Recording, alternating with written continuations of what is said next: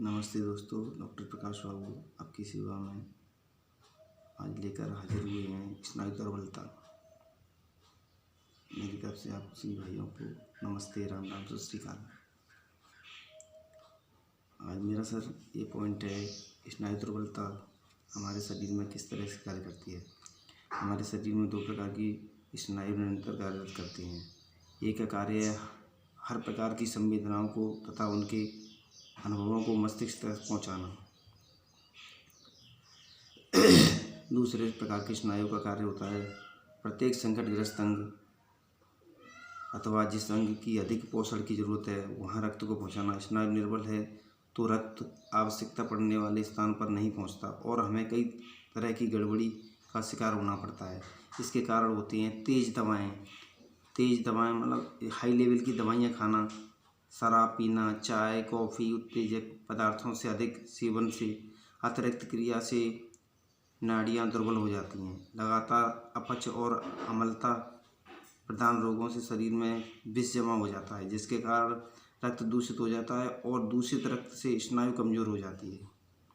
लक्षण, इसके क्या लक्षण पाए जाते हैं?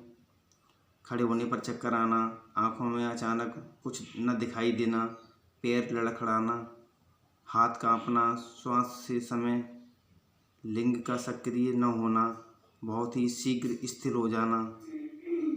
सर्वप्रथम हम इसका उपचार विभिन्न पोषणात्मक आहार रोगी को देना चाहिए। सर्वोत्तम आहार है गुड़, अन्नकण, गेहूँ कण समेत चावल, बीज, अपवक फल, सब्जी एवं पूरक फल, खाद्य, अंकुरित बीज और तरोष्ण दूध पीना चाहिए। इन चीज़ों से क्या होता है, हमारे शरीर में इम्यूनिटी पावर बढ़ती है। हरी सब्जियां खानी चाहिए, गाजर है, चुकंदर है, साइट्रस फल, सेब, संतरा, अनानास, अंगूर एवं आम का रस, ये चीज़ें फ़ायदेमंद होती हैं।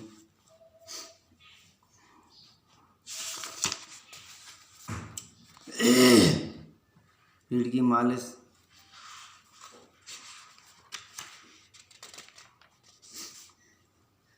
के साथ दूध सवेरे शाम कच्चा ले सकते हैं।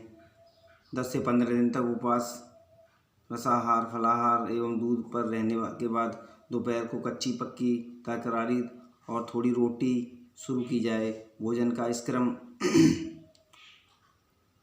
के साथ साथ पसीना, मल एवं मूत्र मार्ग द्वारा सफाई का समुचित प्रबंध करके स्वास्थ्य के मार्ग पर तेज़ी से बढ़ा जा सकता है। इसके अलावा हम कभी कभी जोड़ों में ऐसी पीड़ा हो जाती है जिसे कम करना आवश्यक हो जाता है। इसके लिए जोड़ों को गर्म पानी से भीगे कपड़े से सोखना चाहिए। गर्म सोख के बाद सोखे गए स्थान को हमेशा ठंडे पानी से धोना चाहिए। नित्य रात को पानी से भीगा कपड़ा निचोड़कर बांधें और उस पर ऊनी कपड़ा लपेट दें। पट्टी रात को बांधकर सवेरे खोली जा सकती है या दिन में 3-4 घंटे तक लगातार बंधी रह सकती है। 2 तिल के तेल अथवा प्राकृतिक लाल सूर्य तृप्त तेल की मालिश भी लाभ करती है। सप्ताह में 2 बार व्यक्ति को भाप स्नान से पूरे शरीर का दिया जा सकता है।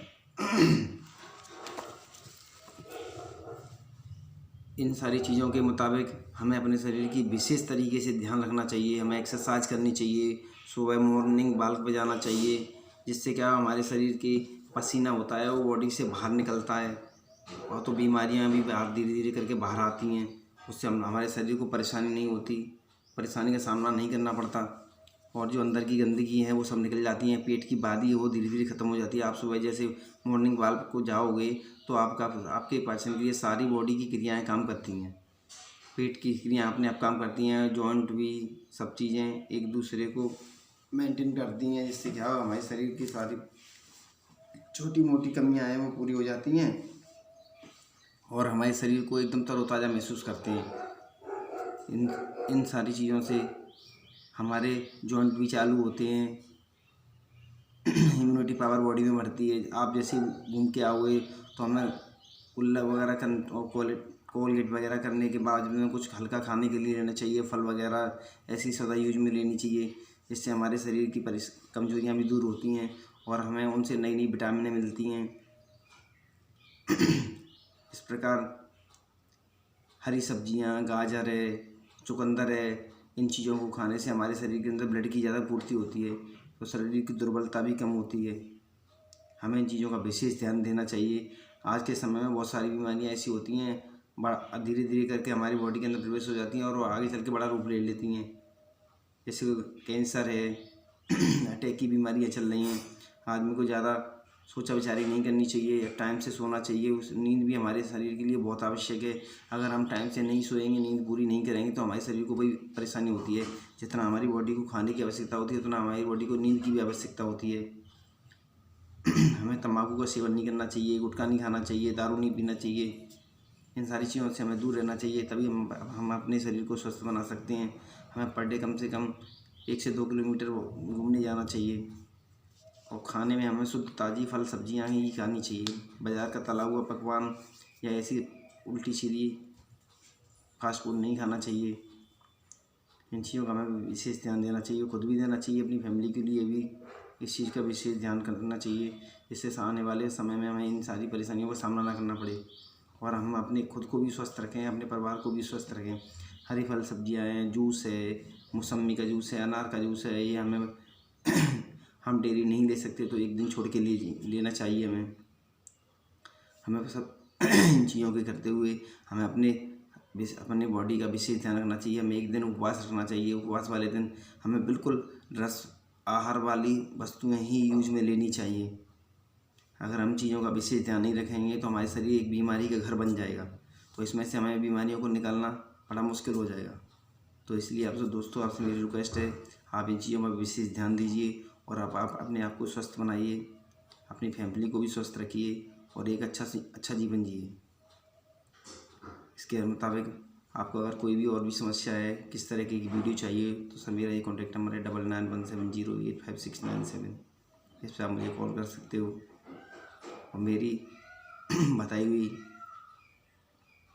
सजेशन आपको अच्छी लगती हो तो मेरे चैनल को लाइक कीजिए, सब्सक्राइब कीजिए, शेयर कीजिए। दोस्तों, आपसे यही मेरी विनती है।